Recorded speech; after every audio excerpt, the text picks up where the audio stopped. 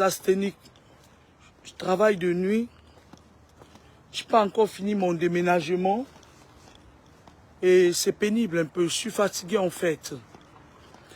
Alors, le titre de la thématique, le titre de ma petite vidéo, c'est je vais pas rester longtemps parce que je n'ai pas l'intention de donner mon énergie à qui que ce soit. Voilà. Le titre de ma vidéo, c'est « On ne combat pas la chair ».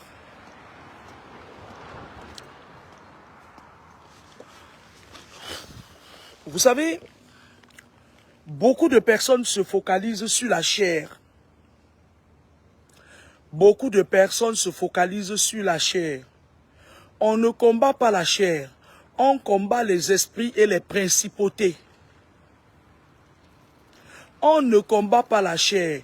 On combat l'esprit. Parce que lorsqu'une personne vous combat dans la vie, ou vous challenge, ou vous invective, ou plutôt vous fait des attaques mystiques et tout, ce n'est pas la personne qui vous combat. C'est l'esprit qui habite la personne qui vous combat. Parce que la personne fait taire son corps physique et il agit avec son corps spirituel. Je suis très fatigué, très fatigué. Je suis asthénique. Entre Paris, Toulouse et le déménagement et mon boulot, parce que je n'ai pas encore terminé mon préavis, mon mois de préavis, que je termine le 1er d'ailleurs, et que je descends définitivement à Paris. Et même si on me dit que papa mis à Toulouse, je ne viens pas. Moi, je vais laisser Toulouse à Rennes-Mère-Batoufan. Toulouse leur appartient. Toulouse, c'est une ville qui appartient c'est-à-dire aux esprits malsains. C'est la capitale du mal français. C'est ici qu'est planté tous les égrégores de la haute sorcellerie française. Il y a Toulouse, Le Havre et Lyon. C'est une parenthèse, hein. Maintenant, tout c'est la tour de contrôle, le centre de la France, le centre Val-de-Loire, là où l'autre, là, le Chipois, là où le Chipois, le docteur Chipois et l'obédience du docteur Chipois, c'est les déchets. C'est quand les gens ont raté leur mission, parfois là, c'est les déchets, on jette les gens qui ont un karma résistant là-bas, dans le centre Val-de-Loire. C'est pour ça que je vous dis que les gens qui cherchent les papiers là, beaucoup de personnes, des hommes et des femmes sont morts spirituellement en allant draguer les filles et les gars qui vivent dans le centre de la France là. C'est des sorciers incarnés. À 95%. Ok, hein? Alors, je vous disais, on ne combat pas la chair. J'ai une difficulté de compréhension avec certaines personnes qui m'approchent sur le plan spirituel. Même en restant humble et terre à terre, je ne parviens pas parfois à me faire comprendre. Et je comprends. Je viens d'une planète où on ne comprend pas facilement les gens. Nous, on a une facilité de compréhension que certaines personnes n'ont pas. Sans prétention aucune. On ne combat pas la chair. Je voyais à certaines personnes, parfois, ils se focalisent. Ouais, tel m'a fait ci, machin et tout et tout. Vous partez, machin et tout. Je vais... Non, arrêtez ça. Arrêtez ça. Lorsque vous êtes persécuté, arrêtez de chercher les personnes que vous avez rencontrées quand vous avez déjà 30 ans, 40 ans, 50 ans, 60 ans. Arrêtez de tirer sur des feuilles, parce que les feuilles, lorsque vient l'automne, les feuilles tombent. Cherchez les racines, d'où vient la source de votre mal. Si quelqu'un vient vous attaquer, vous persécuter à 25 ans, 30 ans, ça veut dire que quelque part dans la racine, il y a une racine qui est mal implantée. Il y a une racine corrompue. Il y a une racine qui donne, qui nourrit les égrégores de ces gens. Parfois, vos problèmes sont, on vous a envoûté à la naissance. On a vendu votre âme ou votre esprit dans une dimension dont vous ne maîtrisez ni les tenants ni les aboutissants. Et plus vous grandissez, et plus les personnes qui... C'est un peu, je vais vous expliquer ça terre à terre. Vous avez un grand-père, vous avez une famille qui avait beaucoup de terrain, par exemple, et à un moment donné, le père vend ça aux étrangers. Et il passe un accord avec les étrangers, il leur dit que, attendez quand même, quand je vais mourir. Quand le père meurt maintenant, les étrangers viennent prendre votre terrain. Vous ne comprenez pas, notre père ne nous avait pas dit. Les procédures et les procès commencent. Arrêtez de vous taper avec les branches. Quelqu'un qui vient t'attaquer quand tu as 30 ans, 40 ans, ce n'est pas lui la source de tes problèmes. Il fait partie du clan des personnes. Parfois, si on te sacrifie, le sacrifice par le cordon ombilical, le sacrifice par, je sais pas, par les pactes, par les, voilà, par les obédiences et tout. Parfois, ça peut être, on t'a fait ça à la naissance. Maintenant, quand on te sacrifie, on ouvre une porte à toutes les personnes qui sont de ce clan-là de venir t'attaquer spirituellement.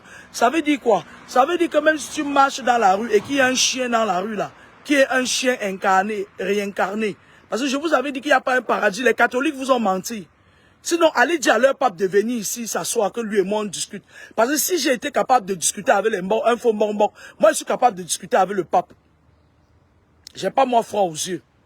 Allez dire à votre pape là, avec sa robe qui cache beaucoup de belles choses là, entre ses jambes là. Allez lui dire que Kameni a dit qu'il vienne s'asseoir, on va rediscuter de l'histoire de la spiritualité et de leur église là, qui cache beaucoup de choses pas très jolies. Il n'y a pas un paradis là où les gens partent. Il y a la réincarnation. C'est pour ça que certains de nos parents demandaient qu'on les enterre sur place dans leur village. Parce que quand on les enterre, lorsque on met la terre sur le cercueil, le corps est séparé définitivement. Parce que lorsque quelqu'un meurt, son esprit est. Il vous voit, il ne peut pas parler avec vous, il vous entend. C'est lorsqu'on met la personne sous terre, ou brûler, ou quoi. L'esprit comprend maintenant qu'il va devoir habiter un autre corps. Et il y a un délai pour se réincarner. C'est pour ça que certains parents aimaient quand on les enterrait au village, sur leur terre natale. Leur esprit errait là-bas jusqu'à ce que un de leurs fils ou une de leurs filles se mariait et puis ils revenaient par le lien de la réincarnation. C'est-à-dire, on vient d'enterrer ton grand-père, paf, tu tombes enceinte. Il se réincarne en toi. Ok? Vous passez vos vies à combat et moi je vous parle tous les jours. Lorsque le fils du catéchiste, moi je vous avais dit que laissez Samuel là tranquille faire son bonhomme de chemin. Parfois quand quelqu'un vous dépasse, portez, moi je parle toujours des esprits des principautés. Les Africains sont enclins à faire beaucoup des erreurs répétitives. Mais ils pointent le doigt sur les autres. Je vais encore vous expliquer un truc.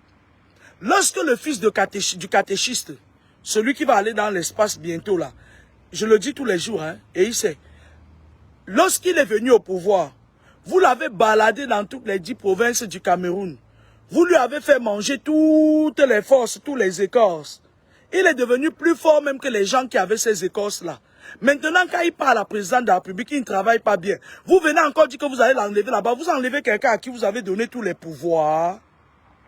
Vous faites ça comment? Excusez-moi, hein, j'ai découpé mes cheveux et je ne vais pas tout complètement détacher parce que je vais me coiffer. Vous faites ça comment? Ce qu'on donne n'est plus à, ce qui est pris n'est plus à prendre. Maintenant, moi je vois certains gens qui sont sur la toile, ils tirent sur Samuel. Vous allez lui faire quoi? Moi je vais entendre, je n'entends pas bien. Qu'est-ce que vous allez, n'est pas vous avez déjà commencé à l'introniser? Vous avez commencé à l'introniser, non? L'intronisation, c'est les invocations, non? Vous lui donnez les pouvoirs, non? Vous croyez que les esprits que vous êtes en train de le protéger avec là, comme le gars là, il est malin comme le lièvre là, il va aller, il va bien les nourrir là-bas, les nourrir. Vous croyez que les esprits là, ils vont revenir vous voir? Pourquoi? Les esprits là vont s'implanter là-bas, hein? On va faire sa protection, hein? Et après, bing, quand le gars va grimper, jusqu'il va s'asseoir là où vous ne pouvez pas, vous allez commencer à venir dire que, ouais, comme les saletés là qui sont là, au lieu de se focaliser sur les vraies choses, ils attaquent tout le monde, ils insultent tout le monde, ils cassent tout, ils sont agités. C'est-à-dire qu'on a cru en eux pendant un temps. Mais c'est fini, hein. Moi, je voulais leur dire que c'est fini, hein. On ne casse pas ce que vous-même, vos chefs ont construit, hein. Vous allez laisser le père là aller dans l'espace et vous allez gérer ça avec le prochain. N'est pas voilà Samuel, vous êtes en train de lui donner vos pouvoirs, non? Il vous a demandé quoi? Il vous a demandé quoi? Quand il va être propulsé à un poste là, vous allez lui faire quoi? Je ne sais pas si vous comprenez ma logique. Si vous voulez contrôler les gens qui vont vous gouverner demain, parce que là, la transition est en train de se passer là. Vous êtes sur Facebook, vous m'appelez madame de Facebook. La transition est en train de se passer, hein. Ils sont contents, hein. Et pendant ce temps, la fille qui a les dents comme si le catépia est passé là, la désespérée, la dévergondée là, qu'on appelle Sandy là, la mochetée là, elle a profité du fait du non-hold-up électoral pour se faire un nom. Et comme elle n'a pas tout sa technique schizophrène, elle espère qu'elle peut berner les Camerounais, sauf que la réalité veut que bientôt vous allez vous rendre compte qu'ils étaient en train de s'installer au pouvoir pendant que vous étiez en train de me traiter de malade de Facebook. Est-ce que je me fais comprendre? Ils aiment quand vous êtes dans la distraction. Et je vous ai dit que si vous laissez un autre Biya, un autre régime comme celui de 40 ans là au pouvoir, vous allez voir. Vous allez voir avec vos yeux. On ne va pas vous dire, le Cameroun là sera un genre que tu as 50 000, tu peux au marché avec vous, ne mangez pas par jour. Ils vous font comme le tam-tam-pion. Beaucoup souffrent du syndrome de Stockholm. On prend la photo de Samuel, on met devant. On vous distrait sur Samuel. Vous êtes focus sur Samuel. Pendant ce temps, la transition se passe. Et quand la transition va finir de se passer, le même Samuel que vous tirez sur lui, là, ils vont le prendre, le mettre en haut. On est là, non? Quand j'avais dit à certains ici qu'il devait avoir un virus, ils m'ont engueulé. Quand le virus est tombé, personne ne n'a parlé. Ils sont là sur ma page. Quand je leur avais dit ici que la France, quand il y aura après le coronavirus, la France va commencer à foutre des problèmes un peu partout. Foutre son petit nez, le petit coq va foutre son petit nez partout. Certains écoutaient, ils ne disaient rien, mais ils ne peuvent pas le dire. Moi, je l'ai dit. Il y a certains qui ont encore cette vidéo. C'était sur ma page qu'on avait fait disparaître. Maintenant, quand les choses se passent, ils se focalisent. C'est-à-dire, tu leur montres le doigt, ils regardent la lune. Est-ce que Samuel vous a demandé de l'introniser chef? Vous savez ce que ça veut dire Wambe Tombe? On dit qu'on l'a déjà intronisé Wambe Tombe. Allons-y seulement. Mes salutations Wambe Tombe, Samuel. Mes salutations Wambe. Si les gens te donnent tous nos pouvoirs, qui suis-je pour dire non? Tant que vous leur donnez, tant que vos chefs leur donnent leur pouvoir, vos chefs sont complices. Ils vont vous dominer. J'en ai terminé. Au revoir.